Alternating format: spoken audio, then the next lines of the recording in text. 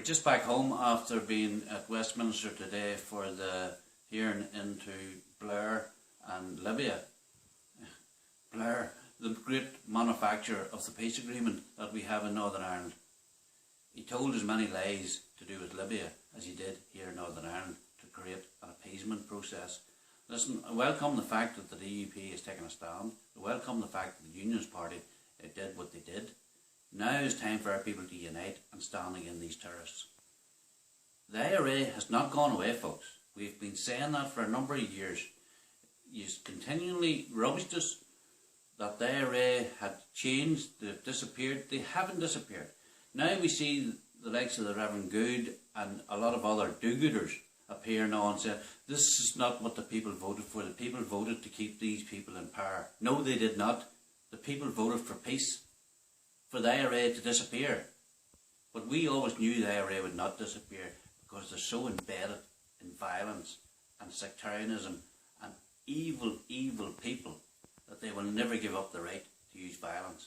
And I'd say it again, look back 15 years ago, 16 years ago, we said the IRA has to tell us they give up the right to use violence. And until they do that, nothing will change. We welcome the fact that the DUP is taking their stand, and we will say this, the next time, if there is a next time, there will not be a silence from the majority of the law-abiding people that there was when the Good Friday Agreement came about, because this time the victims are in a position to let their voice be heard. Irrespective of what some of the media is trying to do to block us out, we will be heard. And you can be sure that the message will go out loud and clear. Bobby Story is in the police station tonight, along with a couple of his sidekicks, Copeland and that other dirtbag. He's probably in the same cell that Jerry Adams was in not that long ago. The reason they're in there is because the police believe they were involved in terrorist activity. Now the Chief Constable can come out and say that the IRA still exists as a terrorist organisation, but they're not really carrying out terrorist acts. Catch yourself on. If Benny Hill was still alive, he couldn't write as good a lines as what the Chief Constable is coming out with at the minute.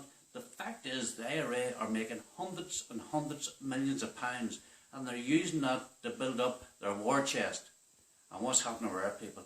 They're destroying our economy, they're destroying the farming industry, business, they're destroying everything.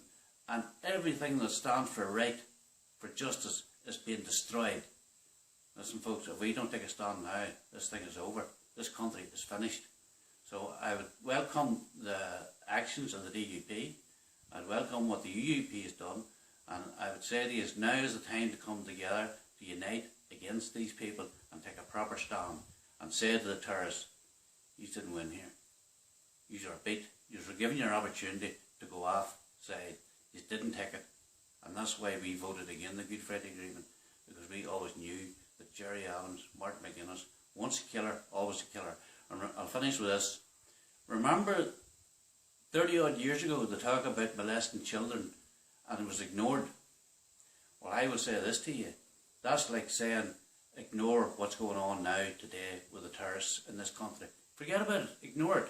And you will find in 40 years' time there will be an inquiry coming out. How did these so evil, corrupt people be allowed to sit in government in a country of Northern Ireland that so many people paid their lives to defend, to keep a proper democracy and proper justice alive? Concora, the Catholic Church, all them inquiries, it'll be nothing compared to the inquiry that'll be in 40 years about how we betrayed the people of this country.